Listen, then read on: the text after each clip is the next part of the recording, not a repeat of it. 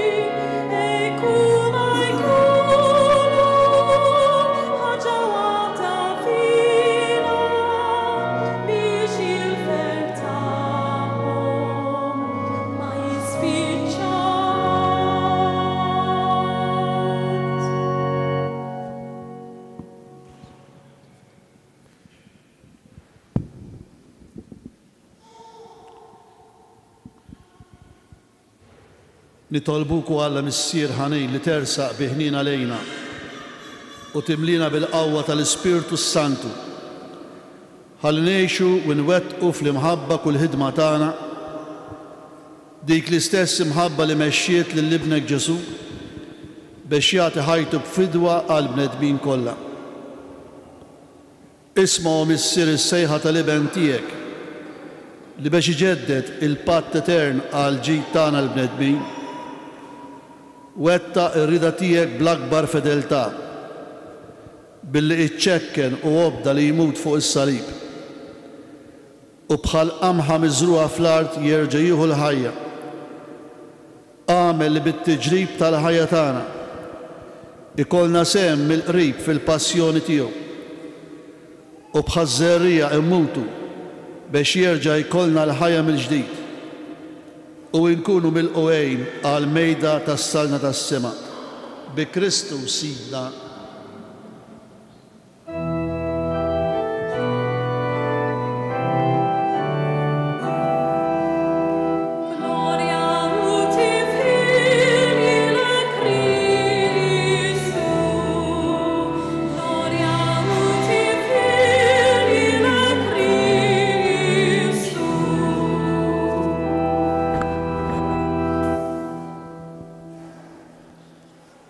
Qari mill-Evanġelju skont San Ġwan. F'dak iż-żmien, Fost dawk li telgħu biex iqimu lill-Alla fil-festa kien hemm xi Griegi. Dawn marru għand Filippu li kien minn Betsajda tal-Galilea u talbuh: Sinju, nixtieq naraw lil Ġesu. Filippu mar jgħid lil Indrej u mbagħad Indrej u Filippu marru jgħidu lil Ġesu. U Ġesu weġibhom: Waslet is-sija tiegħi li fija bin il-bniedem ikunu glorifikat. Tassew ngħidilkom, jekk il-ħabba tal-qam ma taqax fl-art u tmut, tibqa' weħeda. Imma jekk tmut tagħmel ħafna frott. Minħobb li l-ħajtu jitlifa. Imma min jobgħod il-ħajtu f'din id-dinja jħassira jarħarisha għal ħajja ta' dejjem. Jekk xi ħadd irid jaqdini u għandu jimxi warajja u fejn inkun jien hemm ukoll il-qaddej tiegħi. Min jaqdi lili il-missier jagħtih ġieħ.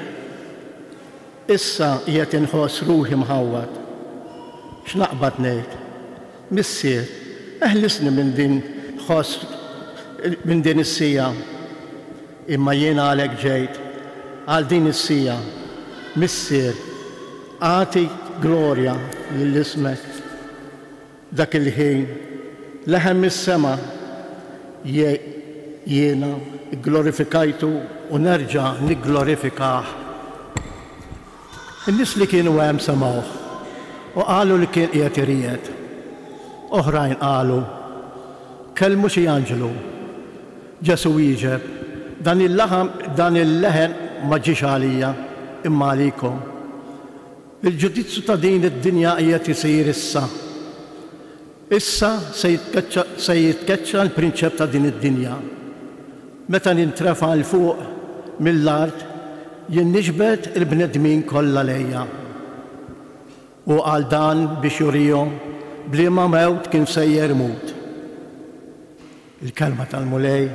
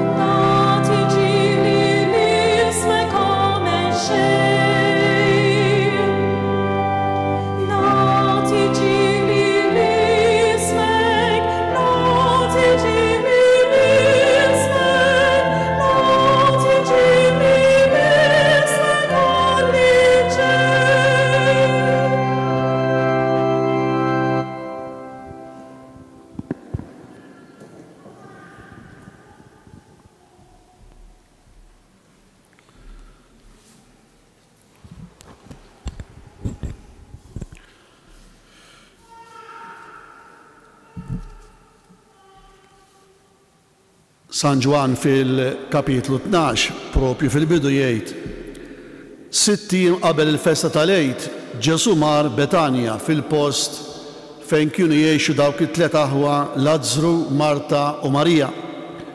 U hemmhekk għamlulu ikla u jissemmew it-tlieta. Lażru kien fuq il-mejda ma' Ġesu, Marta kienet isservihom fil-waqt li Marija dilket riġlejn Ġesu bil-fwieħa tan-nar pu. li jissoltu skont id-drawa tal-lut kien jidulku bih il-katavru qabel id-difna. U li skont San Ġwan Ġesu jgħid li kienet refeta għal jum id-difna tiegħu. Imma f'Mark kapitlu 14 jgħid dilkit li ġismi bil-fwieħa qabel id-difna minn qabel. L-għada Ġesu imur Ġerusalem mal-aħħar darba. Fl-ewwel vjaġġ lejn Ġerusalem kien għadu mdawwar ma' dawk qrib tiegħu u mad-dixxiepli fit-tix ta' Kana biex jidħol fl-ambjent urban, kapitlu 2. Hawnhekk kapitlu 12, Ġesu ġej mill-laqa mal-ħbieb fid-dar tal-Lażru ħutu u sejjer lejn Ġerusalem jiltaqa' mal-folol dejjem jiżdiedu wara l-aħħar sinjal jiġifieri l-qawmien tal-Lażru. Ġesu jidħol Ġerusalem għal b'ħafna ajat Osanna imbierek min ġej f'isem il-mulej, kliem meħud mill-Salm 118. L-akklamazzjoni Osanna li tfisser salvana bil-ludi Hosianna, mnejn oriġinat l-akklamazzjoni Osanna li bija l-lut laqgħu lil Ġesu f'Ġerusalem. Dan id-dħul trionfali f'Ġerusalem ifakkar ukoll fil-kliem tal-profeta Zakkarija li juri l-wasla tas-sultan fil-belt il-qaddisa. Ara s-sultan tiegħek ġej, ġustu rebbieħ, li jurikef fuq ħmar, felu ta' ħmara. Profezija li seħħet bid-dħul ta' Ġesu f'Ġerusalem. Ġesu Messija ġej Ġerusalem mhux bħaslaten ta' Ġuda kif naqraw f'Ġeremija rekbejn fuq il-karrijiet u żwiemel, imma li jurikef fuq ħmar b'messaġġ ta' paċi. Fil-kuntest ta' dawn il-ġrajiet jiġifieri l-qawmien tal-Lażru u d-daħla ta' Ġesu f'Ġerusalem jissemmew il-folol ta' nies. Fil-qawmien tal-Lażru kien hemm ħafna lut li ġew għand Marta u Marija biex ifarġuhom u dawn kienu preżenti għal qawmien tal-Lażru u ħafna mill-lut emnu. Dritt wara l-qawmien tal-Lażru billi kien qorob il-għid tal-lut, Ġwanni jikkummenta li ħafna pellegrini kienu nġabru qabel din il-festa f'Ġerusalem biex jippurifikaw lilhom infushom ħalli jkunu jistgħu jieħdu sehem fil-festa u jgħid ukoll li dawn fittxew lil Ġesu. Il-folol tan-nies li ħarġu jilqgħu lil Ġesu dieħel Ġerusalem huma fost dawk il-kottra kbira tal-lut li fil-jum ta' qabel marru Betanja biex jaraw lil Ġesu qabel lejt, kif ukoll il-Lażru li kien qajmu mill-imwiet. Magħhom kien hemm il-folla tan-nies li kienu preżenti fil-qawmien tal-Lażru u taw xhieda ta' dan. Dan wassal biex in-nies ħarġet tilqa' lil Ġesu li għamel dan is-sinjal. Ninnotaw li dan l-influss kontinwu tan-nies li ifittxu jew jersqu lejn Ġesu jirrifletti tema li għaddejja kontinwament f'San Ġwan li fil-persuna ta' Ġesu hemm l-ispazju tal-preżenza u l-glorja ta' Alla. Il-folol tan-nies li baqgħu jiżdiedu madwar Ġesu u dieħel Ġerusalem kien qed jinkwita lill-awtoritajiet reliġjużi lud bil-bosta. Diġà wara l-qawmien tal-Lażru, il-qassisin il-kbar u l-Fariżej laqgħu is-Sinedrju imbeżza li r-Rumani jieħdu deċiżjoni biex jeqirdu t-Tempju u miegħu lil Ġerusalem kif ukoll lil ġens ludi. Il-qassisin il-kbar ftehmu wkoll li joqtlu lil Lażru għax ħafna lut kienu hemmnu fih. Issa bidħul f'Ġerusalem il-Fariżej kienu ddisprati, ara d-dinja kollha sejra warajh. Għal Ġwanni il-missjoni ta' Ġesu hija li tiġbor flimkien id-dinja kollha, imma dan iseħħ biss permezz tal-mewt u l-qawmien tiegħu. Dan li qedna kollu jiġi eżatt qabel din is-silta li qrajna llum. Niġu għas-silta tagħna iktar mill-qrib bil-wasla tal-Griegi li turi li waslet is-sija, jiġifieri minn vers 20 quddiem. Xena li turi ħarsa iktar universali lejn il-missjoni ta' Ġesu. Ġesu qisu imbuttat aktar fil-li jara l-fidwa tal-bnedmin bħala frott tal-mewt tiegħu. Mela fil-vers 20 jgħid fost dawk li telgħu biex iqimu lil Alla fil-festa kien hemm xi Griegi. Mela fost dawk li telgħu Ġerusalem biex iqimu lil Alla fil-festa tal-Għid kien hemm xi Griegi qegħdin nitkellmu mill-festa tal-Eid kif diġà semmejna li qed tagħti l-kuntest ġenerali ta' dawn il-ġrajiet sa minn kapitlu 11 vers 55 ta' San Ġwan u magħha norbtu din ix-xena. Min kienu dawn il-Griegi? Hemm min jinterpreta li dawn il-Griegi kienu ġentili, pagani, jiġifieri nies il-barra mill-Palestina, fossetgħu kienu mill-Greċja u minn ħafna nħawi oħra, u jara l-preżenza tagħhom hawnhekk bħala simbolu tal-missjoni tal-Kristjaneżmu tal-futur fost il-ġentili. Imma ma jidhirx li hawn qed jirreferi għal ġentili jew ġnus, meta s-soltu dawn ikunu indikati bil-kelma etne, aħna ngħidu etnija.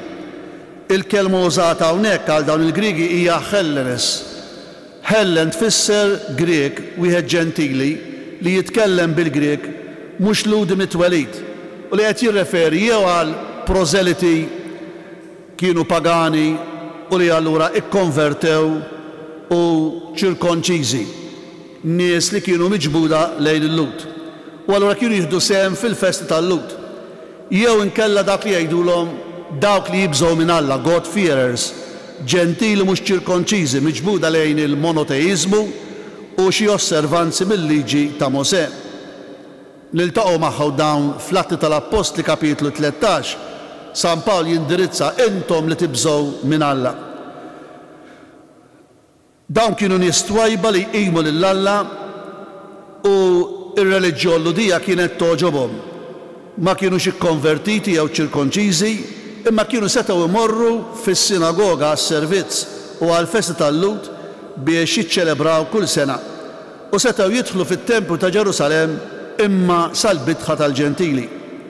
Dawn Hellenes huma distinti minn kelma oħra li nsibu fl-Atti tal-Apostli, Hellenistes, li huma Lut Griegi li tfisser Lut li jgħixu il-barra mill-Palestina, li jgħixu fid-diaspora.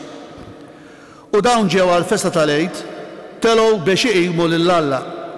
Telgħu huwa l-istess verb li nsibu f'Salluqa kapitlu 2 meta Ġesu kellu 12 sena kienu telgħu għall-festa tal-Eid qed jagħmlu l-vjaġġ lejn Ġerusalemm waqt il-kors tal-pellegrinaġġ biex jagħtu qima u ikunu preżenti għall-festa, il-festa tal-Eid. Giuseppe Flavio jgħid li l-ġentili, il-God-fearing, dawk li jibżgħu minn Alla, ġew Ġerusalemm biex jagħtu qima fil-Eid, imma ma kienux jieklu mill-ħaruf tal-Eid għaliex trid tkun ludi biex tieħu mill-ħaruf tal-Eid. Il-fatt li dawn il-ġentili ġew għand Ġesu jispjega għala Ġesu ftit wara jistqar li s-sija tiegħu kienet waslet fil-vers 23, is-sija tal-glorifikazzjoni. Din ix-xena għandha aspett teoloġiku importanti, l-universalizmu. Ġesu kien qal li bħala rajiet tajjeb lest li jagħti ħajtu għan-naċ, kif naqraw fil-kapitlu 10. Għandi naċ oħra li mhumiex minn dan il-maqjel lilhom ukoll jeħtieġ li niġbor u ikun hemm merħla waħda. Imbagħad fil-vers 21 u 22 jgħid dawn marru għand Filippu li kien minn Betsajda tal-Galilea u tal-Boħ. Sinjur, nixtiequ naraw lil Ġesu. Filippu mar jgħid lill-Indrij, imbagħad Indrij u Filippu marru jgħidu lil Ġesu. Il-laqgħa saret permezz tad-dixxieplu Filippu li jqisuh b'rispett jgħidulu Sinjur u jmur għand Indrij li kien aktar qrib ta' Ġesu. It-tnejn donnu bi spiritu missjonarju strettament marbuta flimkien, l-uniċi żewġ dixxiepli li nafuhom bl-isem Grieg. Filippu u Indrij kienu minn Betsajda, belt ġentili ħdejn il-Ġordan li jidħol fil-baħar tal-Galilea fil-Grigal tiegħu.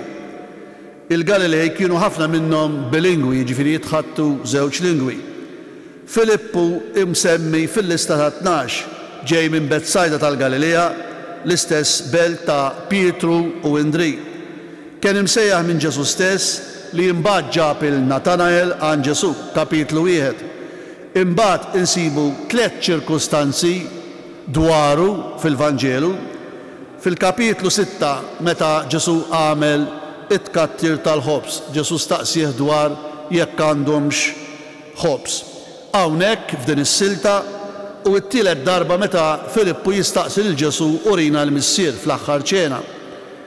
Indri kien ħu Pietru minn Betsajda u kien dixxiplu tal-Battista.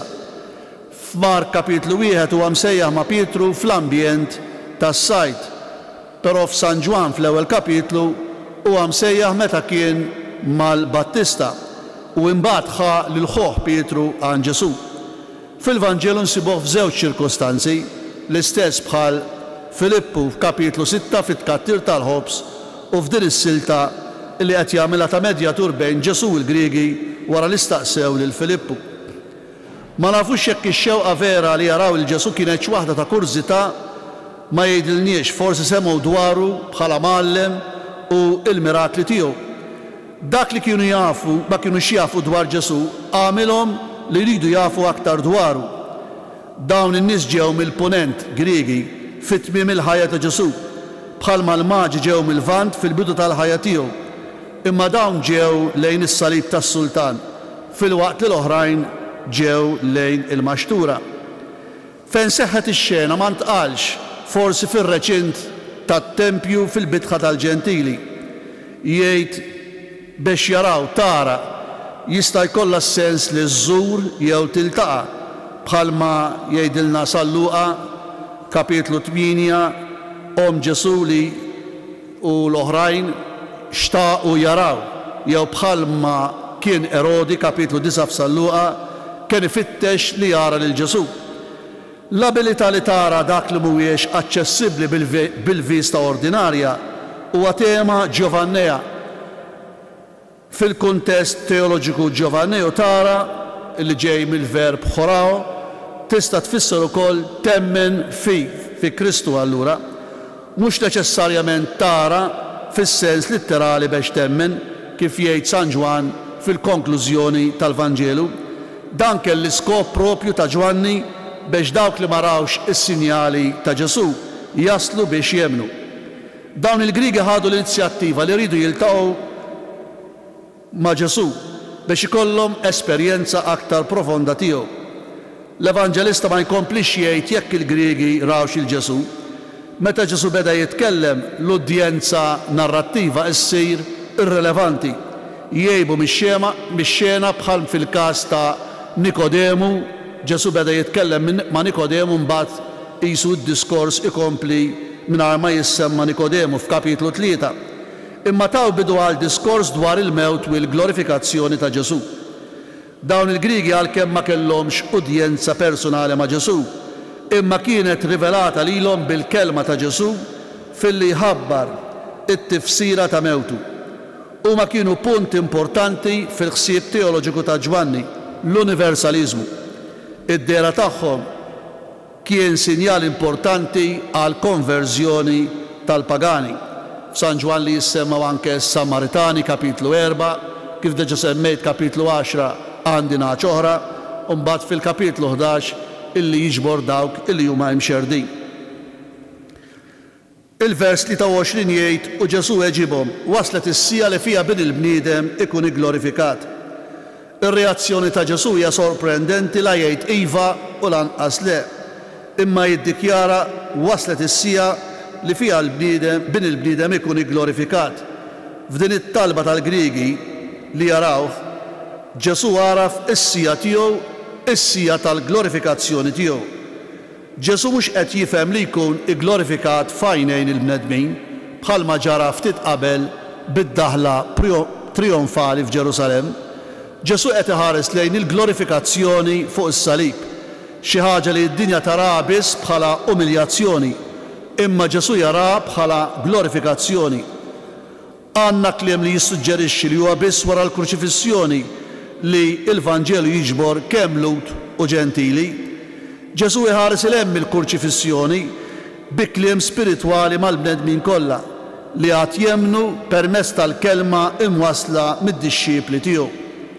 Ċertament Ġesu jgħid waslet is-sija li bija jkun glorifikat, kienet ilha mistennija sa minn kapitlu 2 fit-tix ta' Kana, meta kien jgħid is-sija tiegħi għadha ma waslitx, u mbagħad anke f'kapitlu 7 u 8 jerġa' fid-diskussjoni ma' Lut is-sija tiegħi għadha ma waslitx.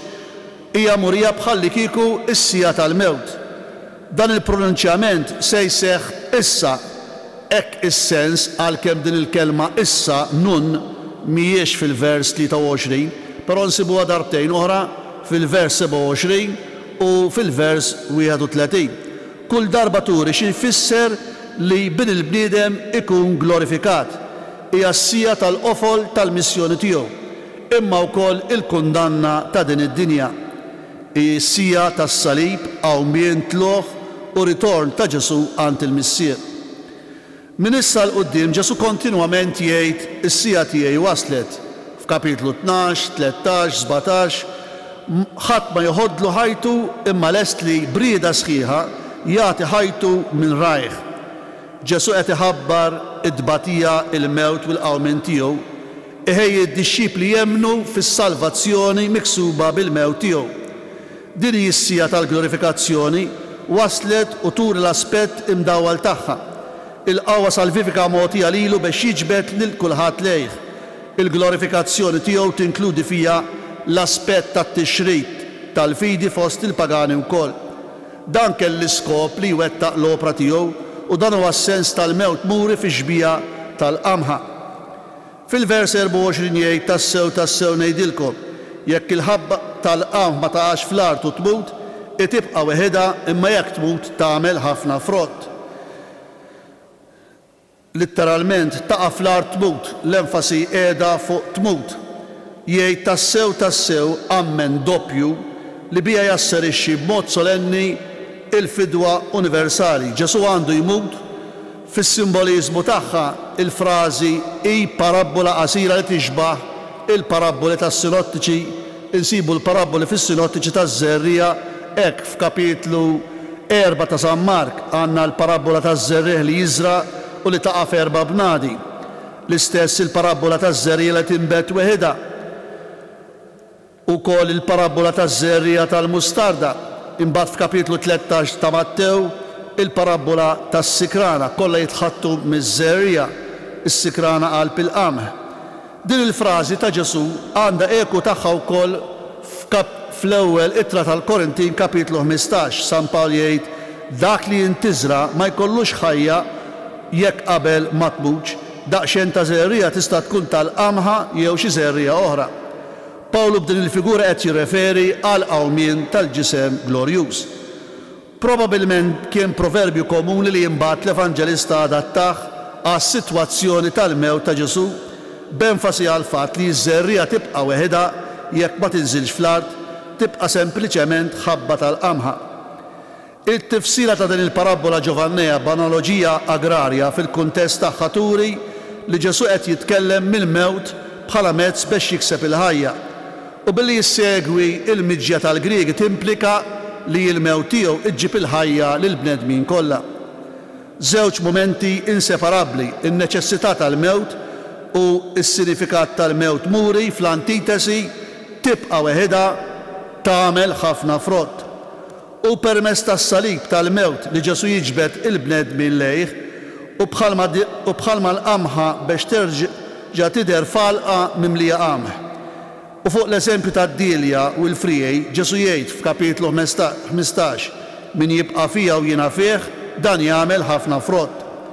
Forsi wieħed jista' jqabbel anke din il-parabola tal-qamħa mal-parabola oħra Ġovannea tal-mara li se twellet f'kapitlu 16. Il-mara meta tkun se tiled tħossha mdejqa għax tkun waslet is-sija tagħha. Iżda meta tkun twieldet it-tarbija ma tiftakarx iżjed fl-uġigħ bil-ferħ li twieled bniedem fid-dinja. Fit-tnejn hemm ħarsa lejn is-sija imdalma tal-mewt ta' Ġesu li però issir is-sija mimlija dawl, fekonda u ferħ. Hi frażi diffiċli u perikoluża li tista' tiġi mifhuma ħażin, tista' tagħti bidu għal reliġjożità żbaljata mibnija fuq is-sofferenza, imma l-aċċent hu fuq il-ħajja, il-ħafna frott.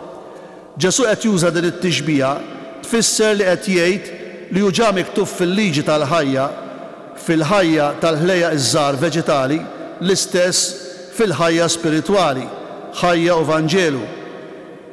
Jien bħal żerrija ta' qamħa midfuqa fl-art li tilqani fl-ambjenti li ngħix fihom. Fina hemm nibbiet ta' tant enerġija dawl u tjubija, żbuħija li tittoħroġ mid-dlam għad-dawl tax-xemx u jiena irrid nieħu ħsiebha. Fil-vers 25 jgħid: min iħobb il-ħajtu jitlifa, imma min jobgħod il-ħajtu f'din id-dinja iħarisha għal ħajja ta' dejjem.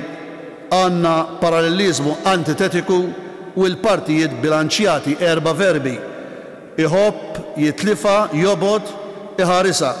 Fis-sinottiċi hemm f'San Mattew 3 isalva, jitlef u ifittex, filwaqt li Mattew u Luqa jużaw dejjem iż-żewġ verbi isalva u jitlef. Fi Ġwanni għandna l-kuntrast qawwi tħobb u tobgħod. Min ma jħobbx jiġifieri, il-ħsieb semitiku iħobb juża dawn l-estremi opposti biex jesprimi preferenzi. Il-forma tal-frażi Ġovanneja turi kontrast bejn min iħobb u jobgħod il-ħajtu. Eżempji ta' dawn fil-Bibja nsibu taż-żewġ sidien Alla u l-flus. Tħobb u tobgħod il-ħajja jintrabtu direttament mal-autoimmolazzjoni ta' Ġesu u juru lid-dixxipli li anke għalih il-mewt mhix tmiem imma il-milja tal-vera ħajja. Għandna żewġ tipi ta' ħajja. Il-ħajja fiżika, San Ġwan juża l-kelma psuke, il-ħajja naturali tal-persuna tista' tfisser ukoll lil innifsi. San Ġwan jgħid f'kapitlu 10: għandna ċtiegħi nagħti ħajti, juża psuke.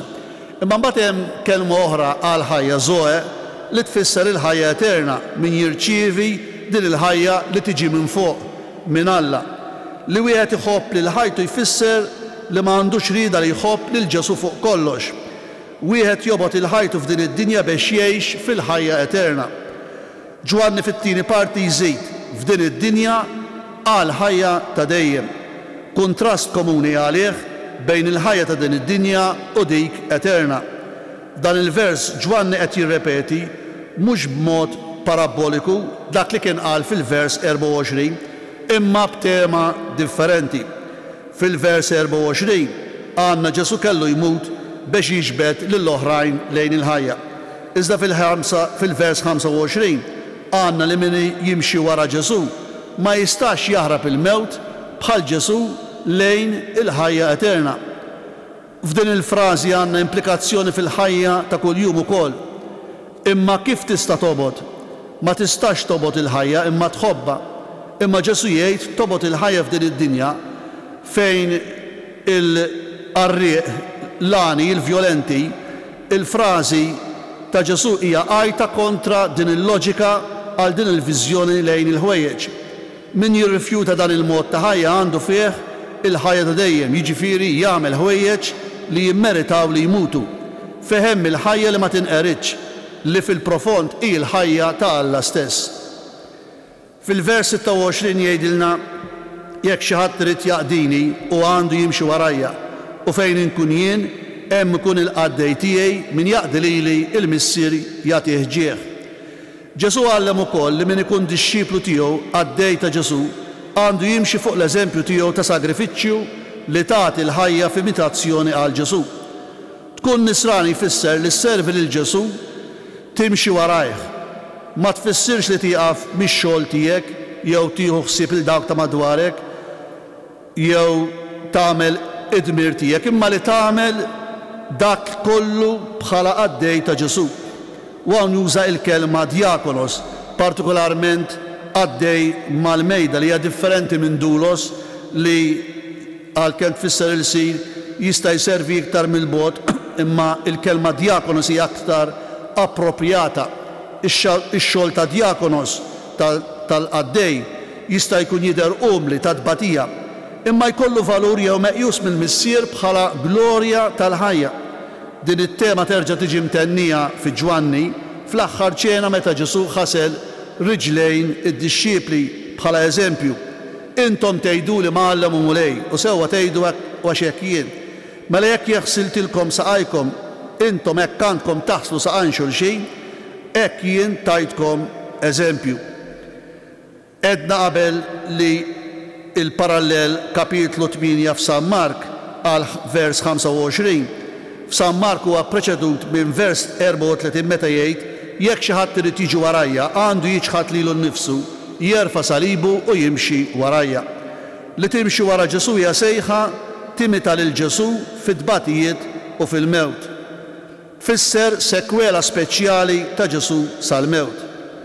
Il-Logion Giovanneo, ġifieri din il-frażi li għadna ta' San Ġwan, hija amplijata b'żewġ wediet x'se jirċievu l-qaddejja billi jimxu warajh, li jkunu miegħu u li l-missier jagħtihom ġieħ.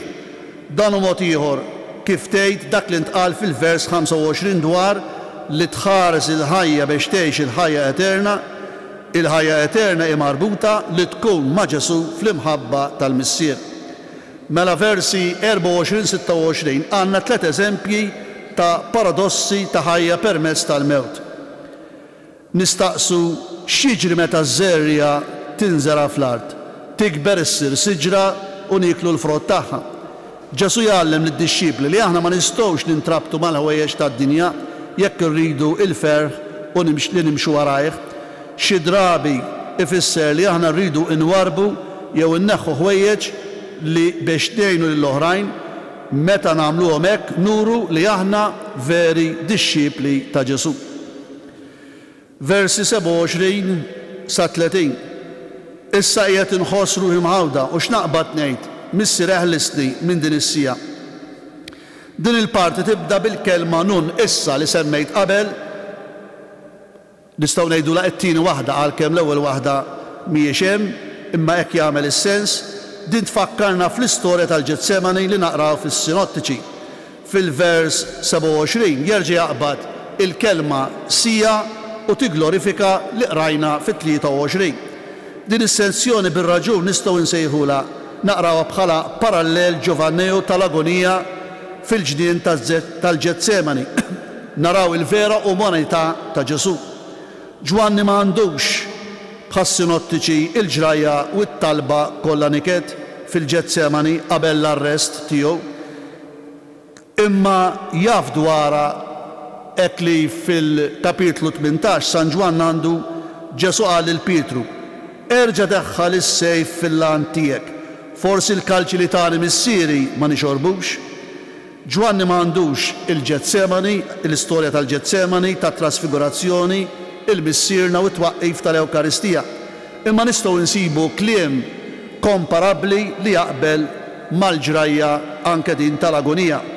Propju hawnhekk f'dan ir-rakkont fejn Ġesu jantiċipa l-agonija.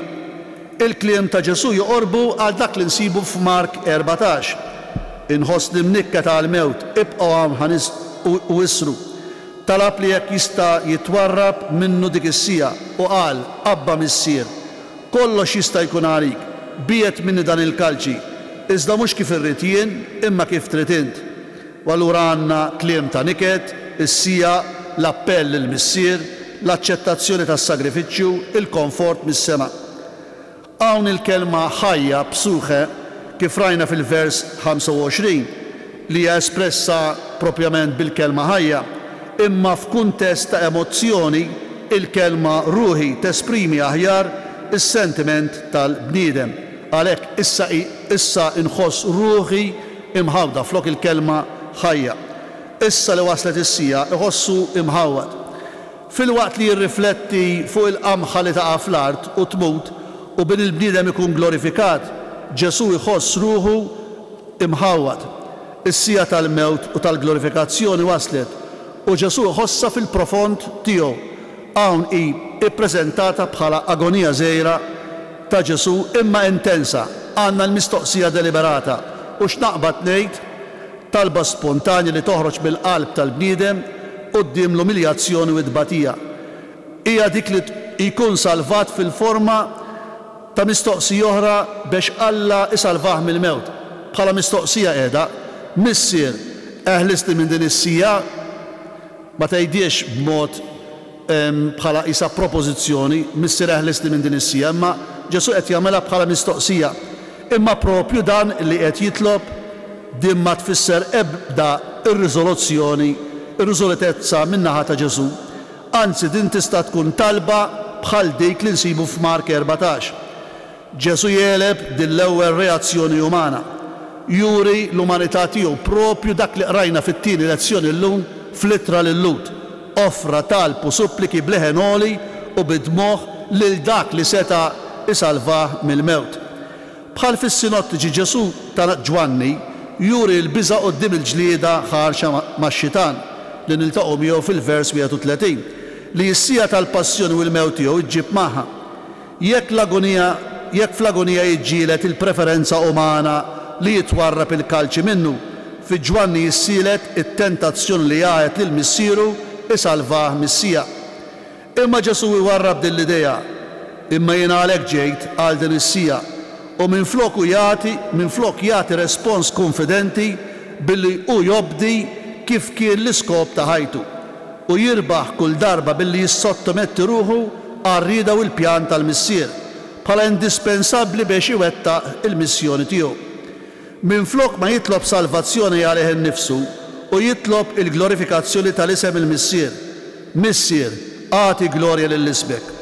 Bl-ubbidjenza tal-iben li jrid jigglorifika lill-missier u bir-risposta tal-missier li juri l-imħabba tiegħu lill-iben, din is-sija hija trasformata u murija f'dimensjoni profonda. Għal Ġwanni din tesprimi l-għaqda bejn l-għan ta' Ġesu mar-rieda tal-missier. Din talba biex il-pjan ta' Alla jitwettaq għaliex l-isem li l-missier ħalla f'idejn Ġesu jista' jiġi glorifikat biss minn min qed iġorru u glorifikat permezz tal-mewt għawmien u tluħ. Fil-vers 28 jagħtina il-forma Ġovannija tat-talba tal-missierna jitqaddes ismek. Fi Ġwanni u Alla li jqaddes ismu, propjament ukoll fis-sinottiċi, l-ewwel talba għandha l-istess tifsira bħat-tielet. Jitqaddes ismek, tiġi saltnatek tkun it-tieni waħda, ikull li trid int it-tielet waħda. Hekk naraw parallel bejn igglorifika ismek, ikull li trid int. Ġesu joqgħod għar-rieda tal-missier imma jaf li din ir-rieda hija espressa fl-imħabba. Forsi nisimgħu min jgħid Ġesu bata għalija 2000 sena ilu, mela m'hemmx ħtieġa li nbagħti aktar illum, però din ma toħroġ la minn Ġesu u lanqas mit-Testament il-ġdid. Li tbagħti għal Ġesu hija parti essenzjali mid-dixxipulat tan-Nisrani, għaliex it-tbatija hija kkawżata mid-dinja li ma temminx li fija jgħix id-dixxiplu. U aħna lesti li nħobbu ta' bilħaq u nkunu quli Alla, rridu nkunu lesti li jinbagħtu. Fir-Randan għandna nagħmlu aktar enfasi fuq xi tfisser li tgħix fedelment bħala dixxiplu segwaċi ta' Ġesu. Jienna biex nifhu xi jfisser li timxi wara Ġesu it-triq kollha lejn is-salib. Fil-vers 28 din it-tweġiba li jagħti ta' Alla li jgħid dak il-ħin instema' leħen mis-sema, jiena diġà igglorifikajtu u nerġa' nigglorifikah. Tweġiba ta' Alla li ma tħallinix nistennew instema' leħen mis-sema bħalli kieku iwieġeb it-talba ta' Ġesu. Dan il-leħen tal-missier li jitkellem mis-sema u l-ewwel darba fi Ġwanni il għaliex m'għandux ir-rakkont tal-Mawdija u t-trasfigurazzjoni. F'Mark kapitlu 9 it-trasfigurazzjoni tiġi wara l-ewwel tħabbira tal-mewt u jimifhumuha bħala antiċipazzjoni tal-majestà glorja ta' Kristu rixoxt. Il-leħen mis-sema jaraf lil Ġesu bħala eben. Ukoll fi Ġwanni wara l-enfasi fuq il-mewt ta' Ġesu kif rajna fil-versi 24-25, leħen il-missier mis-sema iwiet li l-isem divin jerġa' jkun glorifikat, jiġifieri meta Ġesu ikun merfuħ. Ġwanni m'għandux trasfigurazzjoni, forsi għax il-ħajja tiegħu kollha qiegħda f'dan id-dawl. Il-kelma tal-missier qiegħed issiġil fuq Ġesu. Il-glorja tal-missier tistrieħ fuqu b'mod partikolari fis-sija tal-passjoni.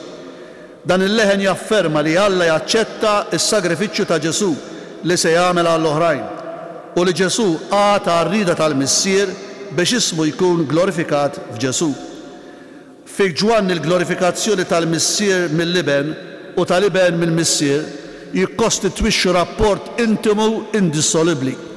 Il-leħen mis-sema li ġie bħala xhieda tal-missier għal Ġesu insibuh f'żewġ ġrajiet oħra li nsibu fis-sinottiċi iżda mhux fi Ġwanni, jiġifieri fil-Mawdija u t-trasfigurazzjoni. Int ibni l-għażiż fik sibt il-għaxqa tiegħi dan u ibni l-għażiż isimgħu lili. Fis-sinottiċi dawn huma manifestazzjoni diretta ta' Alla, ir-rapport bejn Ġesu il-Missier ma jammettix lontananza.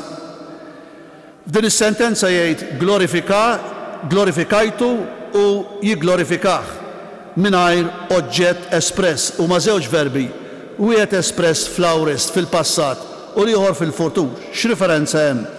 Jekk awrist huwa komplessiv qisu qed jiġbor xi ħaġa b'mod ġenerali, forsi riferenza għal glorifikazzjoni kollha tal-isem divin tal-passat permezz tal-mirakli fil-ministeru tiegħu. U nerġa' nigglorifikah fil-futur, forsi riferenza għal glorifikazzjonijiet li ġejjin bil-mewt qawmien u tloq fis-sema' jew inkella bil-qawmien logħti tal-Ispirtu u twaqqif tal-Knisja. Il-kelma nerġa' ma timplikax sempliċement ripetizzjoni, iżda intensifikazzjoni tal-glorifikazzjoni għal darb'oħra, imma din id-darba fil-milja u aħħarija. Alla jigglorifika ismu billi l-iben jerġa' jidħol fil-glorja ċelesti u jirrendi bi frott il-mewt tiegħu għal bnedmin. Fil-vers 29, in-nies li kienu hemm semgħuh u qalu dan qiegħed iried, oħrajn qalu kellmu xi anġlu. Ġesu biss u forsi d-dixxiepli semgħu il-kliem, il-folla li ma tistax tisma' ir-respons ta' Alla lil Ġesu turi opinjonijiet differenti, mhux kontrastanti, imma tnejn effett tal-inkomprensjoni. Li kienet rada, ir-rad kien meqjus bħala leħen ta' Alla, il-leħen kien imħallat marat, spiss insibuha fl-Antik Testament, forsi eku ta' rivelazzjoni fuq is-Sinaj fl-Eżodu. Li kellmu xi anġlu fil-Bibja niltaqgħu mal-leħen ta' l-anġlu fil-Ġenesi ta' Hagar, fl-istorja ta' Hagar, Abram, anke fl-Atti tal-Apostli, tista' jkollha appoġġ fl-anġlu fil-Ġetsemani fil-Vanġelu ta' Luqa. Il-fidi fl-anġli kienet mifruxa f'dik l-epoka miċħuda mis-Saduċej, għalkemm in-nies ma fehmux il-leħen, imma leħen ġie biex jassikura lin-nies l-aċċettazzjoni tal-Missier. Fil-vers 30 Ġesu jwieġeb, dan il-leħen ma ġiex għalija imma għalikom.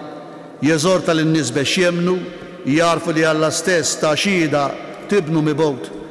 Fil-Vanġelu ta' Ġwanni Ġesu ġie jgħallem li dan il-leħen kien mibgħut għal dawk li għad jemnu fija. Fil-waqt li n-nies jidhru li kienu mitħla l-ħna tal-anġli minkejja l-intervent sopranaturali, xorta kienu inkapaċi li jisemgħu u jemnu billi baqgħu marbutin mat tradizzjonijiet tagħhom ta' Messija, figura li ma ssofrix u ma tmutx. Ġwanni meta jgħid imma għalikom biddel it-tradizzjoni ta' din l-agonija privata f'manifestazzjoni pubblika ta' qadi ubbidjenti ta' Ġesu. Fil-vers 31 il-ġudizzju ta' din id-dinja qiegħed isir issa jitkeċċa il-prinċep ta' din id-dinja. Għandna t-tielet issa nun li turi issija bdiet il-ġudizzju fuq id-dinja. Jiġifieri dawk li jirrifjutaw lis-Salvatur jikkundannaw lilhom infushom. Fl-inkredulità stess jitwettaq il-ġudizzju. Fil-Vanġelu li qrajna l-ħadd li għadda f'ta' Nikodemu u l-ġudizzju u dan li jiddawl ġie fid-dinja imma l-bnedmin ħabbew id-dlam aktar mid-dawl għax l-emil tagħhom kien ħażin. Isemmi il-prinċep tagħha li huwa x-xitan, il-prinċep ta' din id-dinja huwa ġa kundannat. Il-ġudizzju jilħaq il-qofol fil-kruċifissjoni. Ir-rada tal-leħen divin li stemet ftit qabel iġġorru koll l-eku tal-miġja ta' Alla ġej ġudizzju biex ikeċċi lill-prinċep ta' din id-dinja. Il-prinċep ta' din id-dinja huwa terminu Ġovanneju għax-xitan Satana li nsibuh ukoll fl-ewwel ittra lill-Korintin, il-prinċipijiet ta' din id-dinja u anke fit-tieni ittra lill-Korintin jgħid Alla ta' din id-dinja. Satana bħala prinċep ta' din id-dinja huwa f'oppożizzjoni għal Alla, figura frekwenti fl-Apokalittika Ġudajka u anke f'Qumran fejn insibu d-dualizmu fil-ġlieda bejn il-prinċep tad-dlam u l-prinċep tad-dawl. Imma Ġwanni biss juża il-figura tax-xitan fir-rakkont tat-tradiment ta' Ġuda.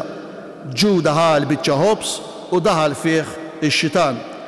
Hawn Ġwanni juża l-espressjoni dinja mhux bħala oġġett tal-imħabba ta' Alla kif rajna f'ta' Nikodemu, imma bħala simbolu għal dak kollu li juri inkredulità, ostilità għal Alla.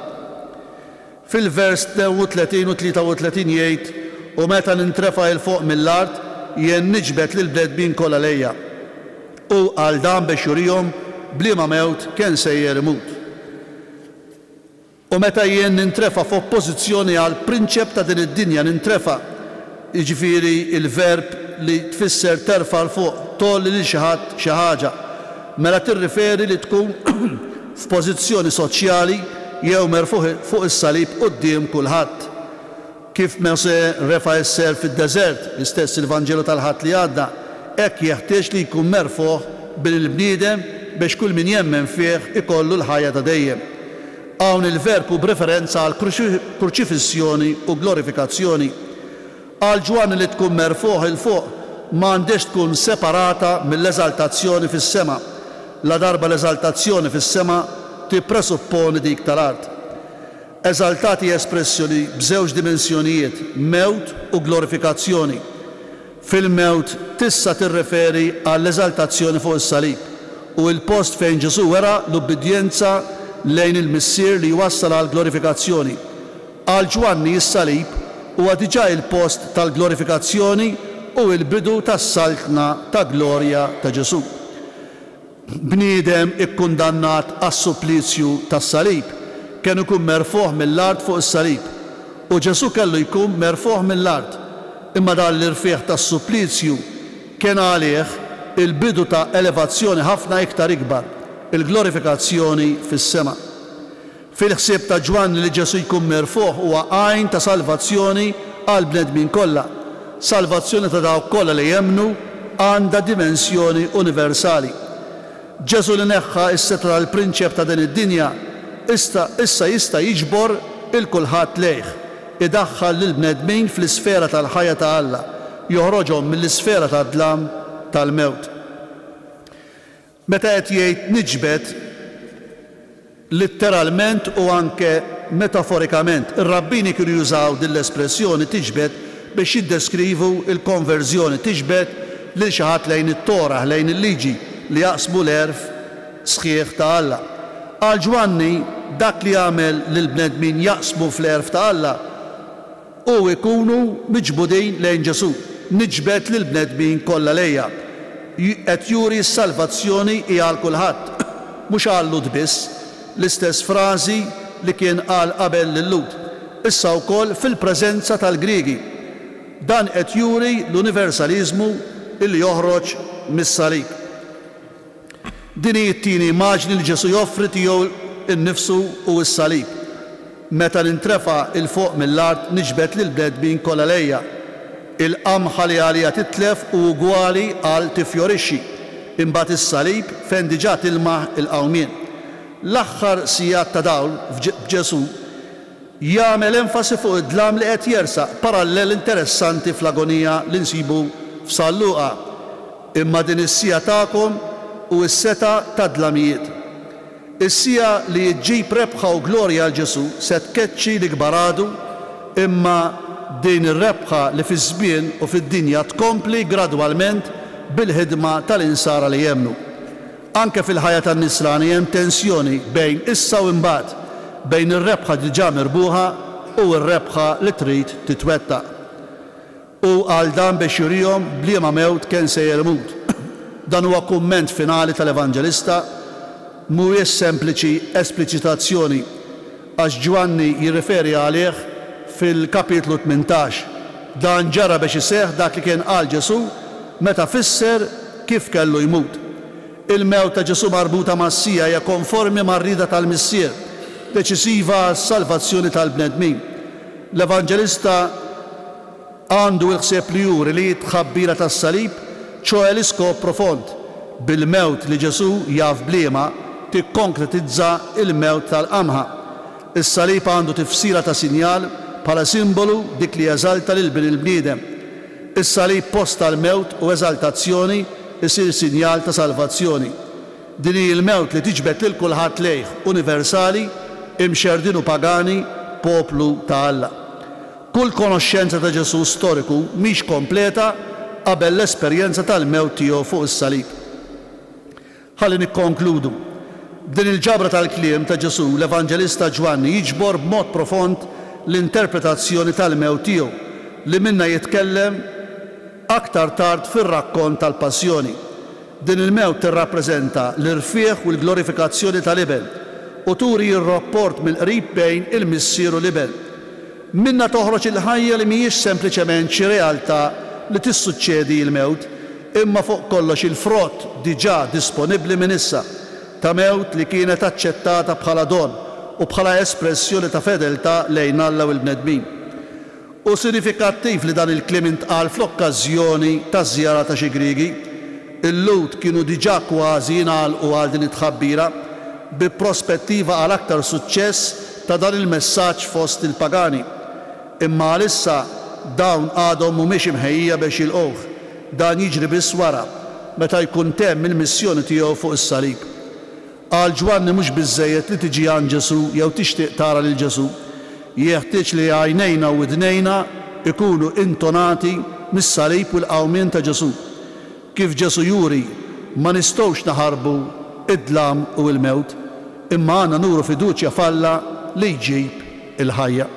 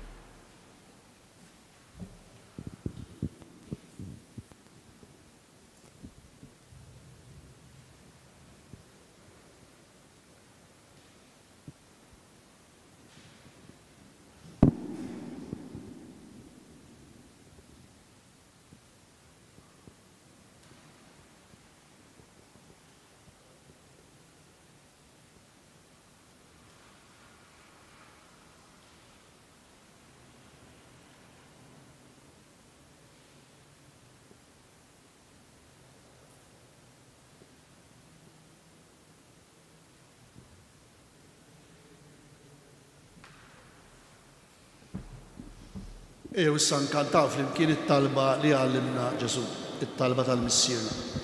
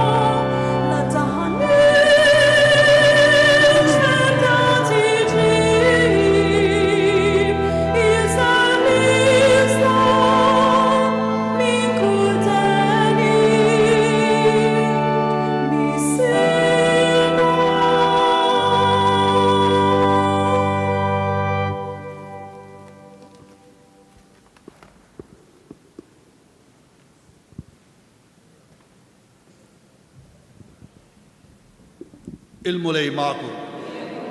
Iberikkom Alla li jista' kollox. Il-Missier, l-Ibel u l-Ispirtu Santu. Il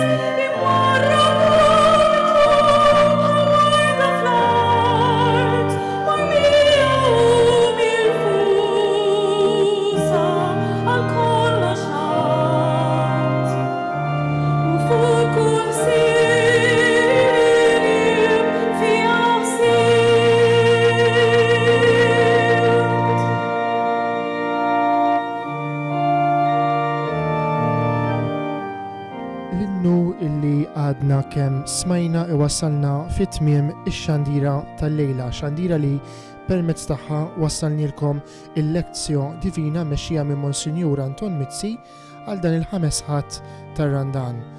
Il-ġimgħa d-dieħla jekk Alla jrid ikun ħadd il-palm u l-passjoni tal-mulej, dakinhar ukoll infakrukom il-lezzjo divina fis-6:30 ta' filgħaxija li bil-mod il-mod iddaħħalna fl-isbaħ u l-ikbar ġimgħa, il-ġimgħa imqazza jew aħjar il-ġimgħa l-kbira kif tassew tissejjaħ.